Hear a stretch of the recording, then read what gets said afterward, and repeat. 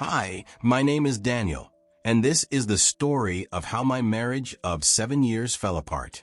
You might think that after 7 years, a marriage becomes unshakable, built on trust and shared experiences. I used to think the same. From the outside, we were the picture-perfect couple, smiles in every photo, and holidays that looked like something out of a travel ad. But sometimes, perfection is just a polished mask for something broken underneath.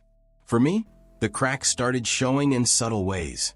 Rachel, my wife, had become more distant. She used to greet me at the door when I came back from my business trips, excited to hear about my day.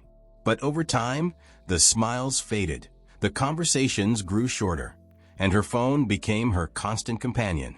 I chalked it up to the stress of motherhood, routine, or maybe even my own busy schedule. I was away a lot for work, weeks at a time, and I trusted her to hold the fort at home. Trust. Funny how that works.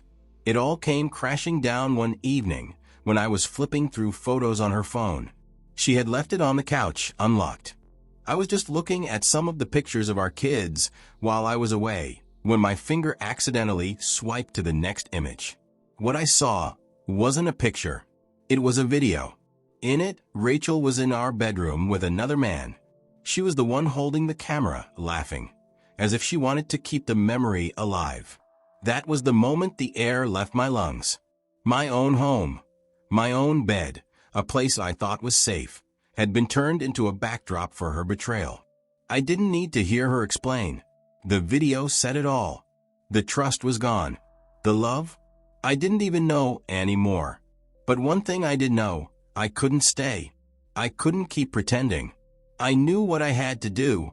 You know, when I first confronted Rachel about the cheating, I didn't expect her to fight back as hard as she did. I thought foolishly that we could handle things like adults. Maybe that was my first mistake, thinking someone who could lie to your face for months would suddenly be reasonable when the truth came out. The divorce process wasn't just messy, it was exhausting. Rachel played the part of the victim perfectly, claiming I'd neglected her with all my business trips, and that she deserved more because of all she had sacrificed. Sacrificed? I couldn't believe what I was hearing.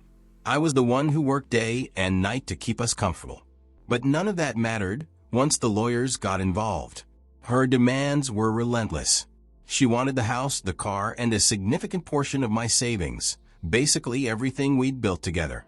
She even fought for full custody of our son, knowing that would break me more than losing money ever could. I think that's what stung the most, how she weaponized our child, using him as leverage to get more out of me. At one point, she claimed that I'd hidden assets. That was a lie, of course, but it still dragged the process out, adding more legal fees and sleepless nights.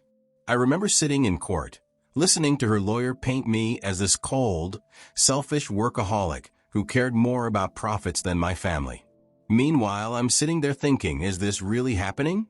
Does she actually believe this nonsense? In the end, I gave her the house, part of my savings, and worst of all, primary custody of our son. She played the system well, and I was too tired to fight anymore. I thought that handing her what she wanted would buy me peace. I was wrong. Her appetite for more didn't end with the divorce papers. After the court finalized everything, I thought the storm had passed. I moved into a smaller apartment, nothing fancy, just enough for me to start over. It was quiet, lonely even, but at least it was mine. For a while, I felt relieved. The constant tension and arguing were gone, and I could finally focus on rebuilding my life. But then I started hearing things. Rachel wasn't doing well financially. The house? She refinanced it for cash. The car? Traded it in for something flashier, only to realize she couldn't keep up with the payments. The settlement money? Gone in less than a year. She spent it all on designer clothes, expensive vacations, and God knows what else. Meanwhile, I was careful. I cut back on unnecessary expenses, focused on my business, and made sure I had enough saved for the future, especially for my son. It wasn't glamorous, but it was steady. Rachel, on the other hand, couldn't seem to grasp the concept of budgeting. I guess when you've spent years living off someone else's efforts, it's hard to suddenly live within your means. Watching her struggle didn't bring me any joy, though. If anything, it just confirmed what I already knew. No amount of money would ever satisfy her. It was about a year after the divorce when the news came. My uncle, a man I hadn't spoken to much in the last few years, had passed away. He wasn't exactly warm or approachable, but he was family. And apparently, he'd been sitting on a small fortune, a fortune he decided to leave to me. I remember sitting in the lawyer's office when they told me. At first, I thought it was a mistake. My uncle was never one to give away anything, not even his time. Yet, there it was, a crisp, no-strings-attached inheritance that could have set me up back to my former financial position for life. I should have felt happy. Relief, maybe. But what I felt was something else entirely: irony. Life has this strange way of giving you what you need after you've already lost what matters. 7 years of marriage gone. Half my savings gone. My peace of mind gone. And now, when I'm just starting to rebuild, the universe hands me a golden ticket. But here's the thing about windfalls. They don't just attract blessings, they attract vultures. And I knew Rachel was circling. You see, Rachel always had a sixth sense for money. She'd sniff out opportunity the way a bloodhound tracks a scent. And with her lifestyle, the designer clothes, the luxury vacations she couldn't afford anymore, I knew it was only a matter of time before she found out about the inheritance. The moment she did, she'd come back, claws out, claiming she was entitled to a piece. I wasn't going to let that happen. Rachel taught me a valuable lesson during our marriage. Always think ahead. 3 steps ahead, to be exact. So, before the ink even dried on the paperwork, I got to work. I set up a trust, a legal shield that would keep the money out of her reach. The trust wasn't in my name. Technically, the money didn't belong to me anymore. It belonged to the business I'd set it under, a structure so tight even the most persistent ex-wife wouldn't find a crack to slip through. Every cent of that inheritance was tied up, protected, and untouchable. I wasn't doing it out of spite. It wasn't about revenge or anger. It was about survival. Rachel had already taken enough. This was Rachel we were talking about. She couldn't let me go, not completely. A year had passed since the divorce, but I had a feeling she wasn't finished. She hated the idea of me moving on, especially when her life wasn't going the way she thought it would. The claim? She accused me of hiding assets during the divorce, specifically the inheritance I'd received from my uncle after we split. She wanted more money, claiming I'd cheated her out of her rightful share. It was bold, I'll give her that, but also completely baseless. The truth is, Rachel had been struggling ever since the divorce. She burned through the settlement faster than I thought humanly possible. Expensive vacations, designer handbags, even a failed business venture where she invested in some boutique skincare line that no one asked for. It didn't take long for the money to dry up. She was supposed to use the child support I paid her for our son, but even that didn't seem enough to keep her afloat. It wasn't about the money for him, it was about her lifestyle. She wanted to live the way we used to, but without the work or discipline it took to maintain it. And when her bank account couldn't keep up, she started looking for a lifeline. Unfortunately, that lifeline was me. Rachel's envy played a big role too. She couldn't stand to see me doing well. The inheritance? That was just the perfect excuse.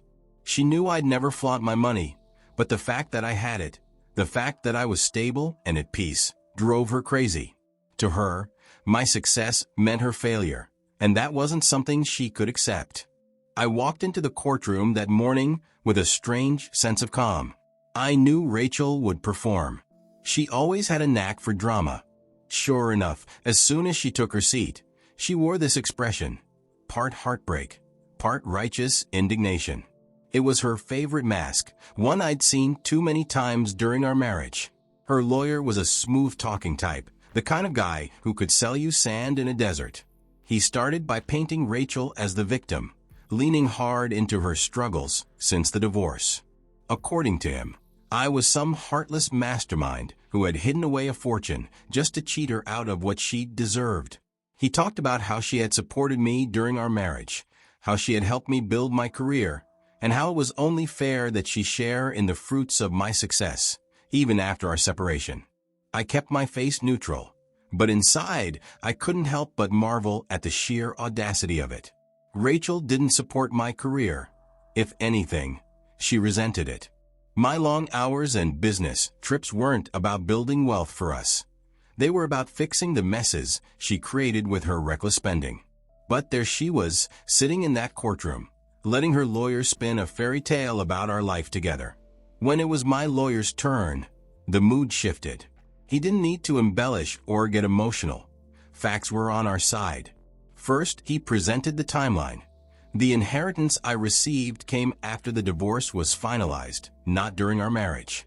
There was no way Rachel could claim I had hidden it because at the time of our settlement, it didn't even exist. Then he introduced the trust documents. The inheritance wasn't in my name. It had been legally transferred into a business trust. My lawyer explained, in simple terms for the court, how the trust operated. The money wasn't mine to spend. It was tied up in investments and managed by a board. Even if I wanted to give Rachel a single penny from that trust, I couldn't. It was untouchable. The turning point came when my lawyer presented evidence of Rachel's financial recklessness. He showed bank statements, credit card records, and other documents that painted a clear picture. Rachel had blown through her divorce settlement in less than a year. Luxury vacations, designer clothes, extravagant parties. She hadn't been struggling because of me. She'd been struggling because of her own choices. Rachel's composure began to crack. At first, she tried to look calm and confident, but as my lawyer laid out the evidence, her mask slipped. She shifted uncomfortably in her seat, her expression hardening. By the time the judge started asking her lawyer pointed questions about her claims, I could see the panic in her eyes. Her lawyer did his best to salvage the case, but it was clear the wind had been knocked out of their sails. They had no solid evidence, just accusations and emotional appeals. And when Rachel herself took the stand, she only made things worse. Her answers were vague, inconsistent, and, at times, downright contradictory.